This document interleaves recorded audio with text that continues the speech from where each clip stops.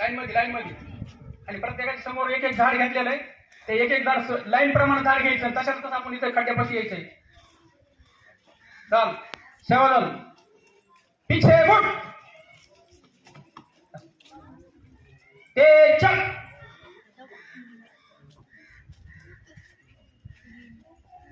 line मध्ये